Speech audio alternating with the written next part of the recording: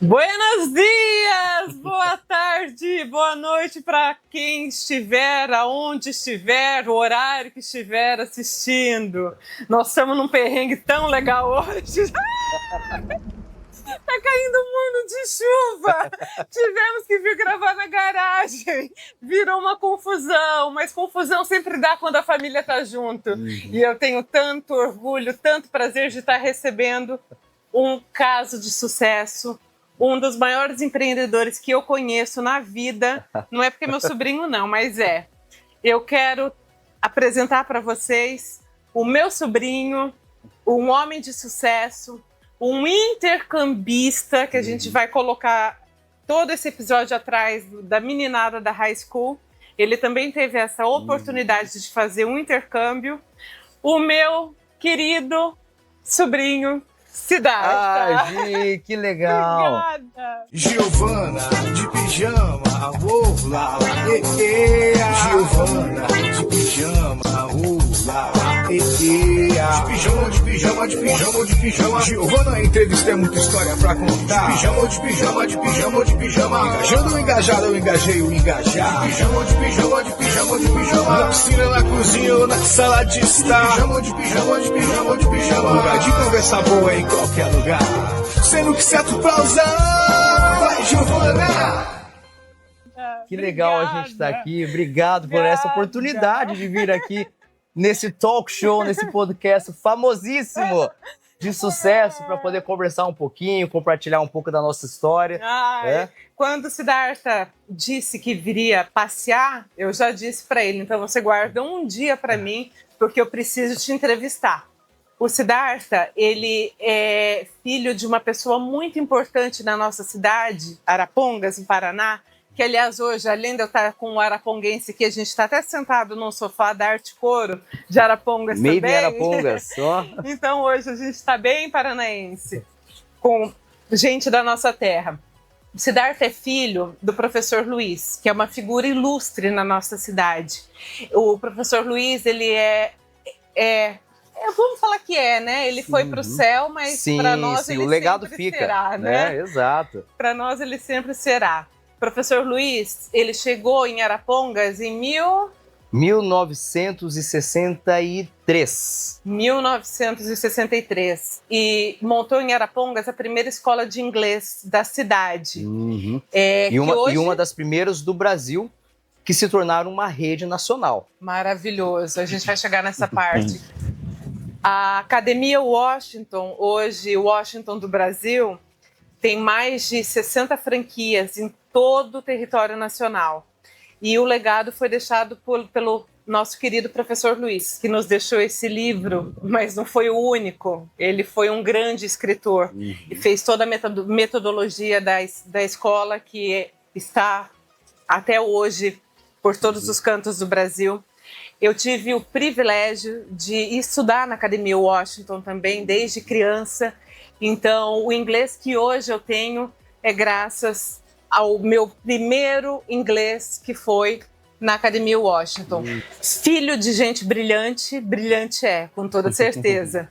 O professor Luiz criou uma metodologia absurda de conteúdo de inglês para ensinar todos os alunos da Academia Washington, hoje Washington do Brasil.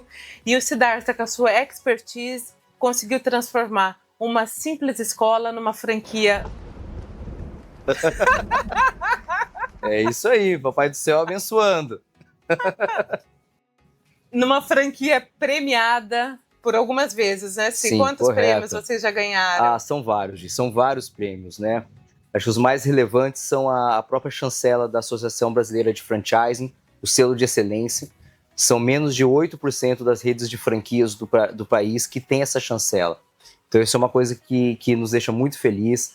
A gente é ranqueado também como uma das melhores redes de escolas de inglês pelas Pequenas Empresas Grandes Negócios. Interessante. Então, assim, a gente acumula alguns prêmios, algumas chancelas que nos deixam muito orgulhosos, né? Mas prêmio é vaidade. O importante é resultado, né? E o nosso aluno, ele aprende a falar inglês verdadeiramente. Então isso é uma coisa muito importante para nós. Isso é o que realmente faz a gente querer sempre continuar, melhorar e crescer. Mas antes de todo esse sucesso, você lá na sua juventude teve a oportunidade de morar aqui nos Estados Unidos. Como é que foi essa experiência para você? De fato, Gi. Então, quando eu tinha 16 anos, eu tive a oportunidade de ser um intercambista rotário. Então, através do Rotary, eu participei de uma seleção, de umas provas e etc. E eu consegui uma vaga para vir para Michigan. Então, durante um ano, eu morei nos Estados Unidos, frequentando high school, estudando lá, digamos, o meu terceirão, equivalente ao meu terceirão aqui. Eu lembro até que os americanos... Aqui não, lá. Lá, exato. Estamos em Orlando, aqui nos Estados Unidos, né? Mas eu lembro até que os amigos americanos me achavam louco, porque eu tinha várias matérias, né, simultâneas. Então, matemáticas avançadas, físicas avançadas, químicas avançadas. E o sistema americano aqui de ensino ele é diferente, ele é mais brando. Você elege quais matérias mais pesadas você quer estudar. Mas como eu queria validar o meu currículo, eu estudei tudo isso, porque eu tinha uma ansiedade mesmo, vontade de voltar para o Brasil, já entrar na faculdade, já começar a entender o que eu ia fazer. Naquele momento, por mais que eu já estivesse aqui treinando meu inglês, vivendo o mundo globalizado, vivendo o mundo lá fora, eu não tinha claro ainda aquilo que eu queria me tornar, aquilo que eu queria construir. A idade, né? Essa idade a gente realmente nunca tem certeza do que é na vida. Mas você coloca alguma força dessa experiência que você teve aqui no seu poder de empreender e no que a Washington do Brasil se tornou? Você acha que essa experiência americana te trouxe alguma bagagem para vocês chegarem onde estão hoje? Sem dúvida. E muito, muito. Porque o americano ele tem um modus operandi de raciocínio e de como lidar com as coisas muito diferente, né, do que nós brasileiros. Começa pela objetividade de falar o que é e realmente never personal, always about business. Exatamente. Mas ele realmente fala e ele faz. A ideia de buscar networking de uma forma muito incrível. Então, isso é uma coisa que a gente tem que aprender, inclusive, com os americanos, né? Quando eles chegam num evento, seja num jantar, ou seja, até num evento de networking, oi, tudo bem? Meu nome é tal, o que você faz? Não me interessa conversar com você, eu vou pro próximo. Né? Exatamente. Então, eles buscam se relacionar com aqueles os quais eles também podem criar pontes, criar meios de crescer profissionalmente, se desenvolver. E o próprio fato de se desligar da sua família, né, estar longe da sua família, naquela época não tinha internet como a gente tem hoje, não era uma coisa tão comum, então a gente se comunicava ainda por cartas, eu não conseguia ligar nem toda semana lá para casa por causa de custos, então a gente realmente tem uma ruptura muito grande do cordão umbilical. E a gente aprende a se virar, né, de diversas formas, né? A gente aprende que no meio aqui da muvuca de todos a gente é só mais um. Então em Arapongas, onde eu estudei desde o comecinho, eu conhecia todo mundo, eu tinha uma zona de conforto gigante. Chegando aqui, o Day One foi terrível, né, nesse sentido, né? É difícil, é difícil, mas ele é um difícil bom, porque a gente cresce, a gente amadurece, a gente se desenvolve, a gente vai para cima. E se você se permitir entender que isso são desafios e não problemas, desafios estão aí para serem superados. Exatamente. A gente supera, a gente cresce, a gente se desenvolve, a gente melhora, né? Então, muito da minha formação certamente tem a ver com o intercâmbio. E saindo também daquele meu núcleo, daquele círculo de convivência, eu entrei em um novo núcleo, um novo círculo de convivência. Então, eu tive espelhos, né? Os meus pais americanos, eles foram pais de verdade, mães de verdade, irmãos de verdade, que me mostraram, me ensinaram, me ajudaram a desenvolver. Você ainda tem contato com eles? Tenho contato com eles, sim. A gente troca, faz FaceTime, a gente está conectado em LinkedIn. Então, vira e mexe, a gente bate um papinho, sim. Né? Então, eles estiveram no Brasil pro meu casamento, né? Eles estiveram lá pro casamento, né? Já foram numa outra oportunidade, a gente saiu para viajar. Então, assim, criou-se um elo, um laço muito, muito importante para minha vida.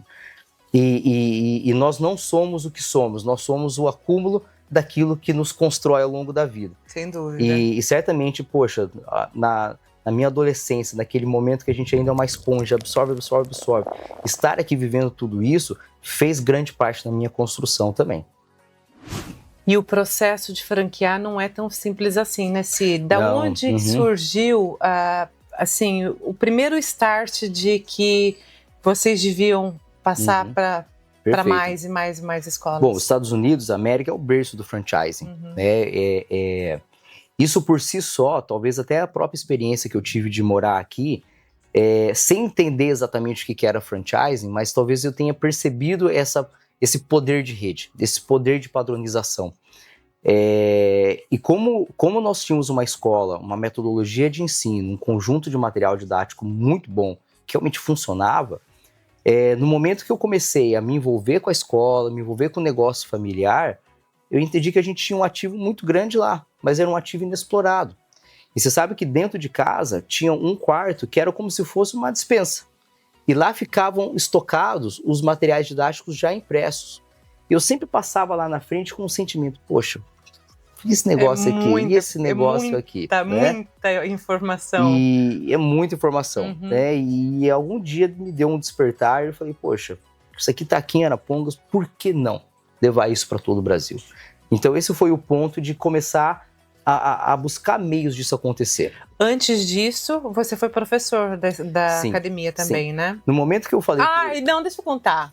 Desculpa. Vamos lá. Ele foi professor e assim ele conheceu a minha sobrinha. Sim, e assim eles se casaram e assim viu? ele se tornou minha família. What a love Não story, é lindo? E as nossas famílias são amigas desde muito antes de tudo isso. A minha mãe e a mãe do Siddhartha engravidaram de mim e dele numa época bastante próxima, então a gente tem um elo muito grande de família também, que parece que foi Deus que uniu. É muito legal. Mas vamos voltar. Foi professor na academia. No momento, teve uma situação em que, por questões de greve na universidade, etc., eu acabei ficando com umas janelas ociosas. E aí, parado em casa sem fazer nada, eu já com inglês muito bom, eu cheguei pro meu pai e falei, pai, quero trabalhar na escola, né? Ele falou, poxa, vai ser professor então, né? Não vem dar pitaco onde você ainda não é chamado, né? Vai ser professor, né? E antes disso mesmo, eu sempre busquei de alguma forma me envolver, né? Época de férias, sempre ajudava em alguma coisa, né? Tinha aquela ideia de office boy no passado, que vai pagar conta, que vai no correio, que vai resolver desembaraçar alguma coisa na rua. Então eu sempre fazia esse tipo de trabalho também nas minhas férias. E aí, mas assim, de uma forma muito formal, eu comecei sendo professor e dando aulas, né? Então, comecei com um grupo, com 2 grupos, 3 grupos. E ao longo desse caminho aí de dar aula, eu também comecei a dar uns palpites, né? Pô, por que não faz assim um marketing? Por que não faz assim um financeiro? E junto com isso, a minha formação acadêmica de administração de empresas, eu comecei também a enxergar possíveis melhorias de processo, possíveis melhorias no sistema de informatização, possíveis melhorias, enfim, de uma forma um pouco mais a nível de gestão e gerencial. Então, em algum momento, eu estava lá dirigindo a escola, atuando no marketing, atuando em financeiro, atuando em gestão, atuando em TI, atuando, enfim, em tudo, né? Isso me permitiu também conhecer, de uma forma profunda, todos os processos de uma escola de inglês. Então, o que torna uma escola de inglês um sucesso? O que faz? Como funciona para administrar e para ter uma escola de inglês? Então, esse conhecimento ele foi adquirido dentro de casa, né? Dentro da nossa escola. E em algum momento teve essa fagulha de ver todo aquele material e falar, poxa, por que não, né? Levar isso para o Brasil. Um dia eu vou casar, né? Eu já conhecia a Flávia nessa ocasião, um dia eu vou casar, um dia eu vou ter filhos, essa escola não é suficiente para a família toda, a gente precisa buscar meios de crescer e de expandir. E a gente, como a gente falou sobre a criação da pessoa, nós somos um ser em construção e construído. A gente não começa como a gente é. E nós não começamos como o franchising é, até porque eu não tinha R$1 no bolso, né? Eu precisava de alguma forma começar. Então o que a gente tinha no material didático, uma marca muito simpática. Então com aquilo que a vida nos deu, eu comecei a licenciar. Né? Foram 2 anos. Eu lembro disso. Primeiro as escolas eram licenciadas, né? Eu lembro dessa época. E foram 2 anos buscando, investindo, visitando, conversando com pessoas, com possíveis clientes, até ter a primeira venda. Então tem muita persistência por trás disso também. E aí no momento que teve a primeira venda, teve a segunda, teve a terceira, né? E em algum momento a gente foi agregando serviços e oferecendo coisas mais para os nossos, então, licenciados, e nos aproximando mais de um sistema pleno de franchising do que um sistema brando de licenciamento.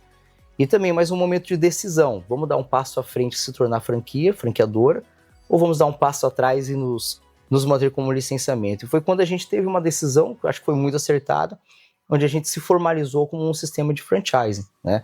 E isso tem uma série de um conjunto todo por trás. Existe uma lei de franchising a ser seguida, existe uma manualização de processos, existe um suporte ativo que deve ser dado ao franqueado, ao nosso parceiro, né? O fornecimento dos insumos, que no nosso caso é o material didático principal deles. E hoje são mais de 60 escolas, né? Em 14 estados, né? Já são milhares de alunos e em torno aí de 100 mil alunos já formados, se a gente pegar a história toda, desde os primórdios, né? E a gente se orgulha muito de ser hoje uma das primeiras escolas de inglês do país, que se tornaram uma rede de franquias, né? E estamos aí oferecendo meios de pessoas, assim como eu lá no passado, virem para os Estados Unidos ou irem para qualquer lugar do mundo e aproveitarem de uma forma diferente. Porque o brasileiro fala, não, mas eu me viro, né? E fome não vai passar mesmo. Pode vir sem falar inglês para os Estados Unidos, você não vai passar fome. Mas aquilo que você absorve falando a língua, né? Se você vai para Disney sem falar inglês e falando inglês, você entende o rolê de uma forma totalmente diferente, né? Sem dúvidas. Então, isso abre portas, né? Em amplo sentido. Não é só para viagem, é para negócios, é para desenvolvimento, é para estudo, né? Então, o inglês ele é muito importante.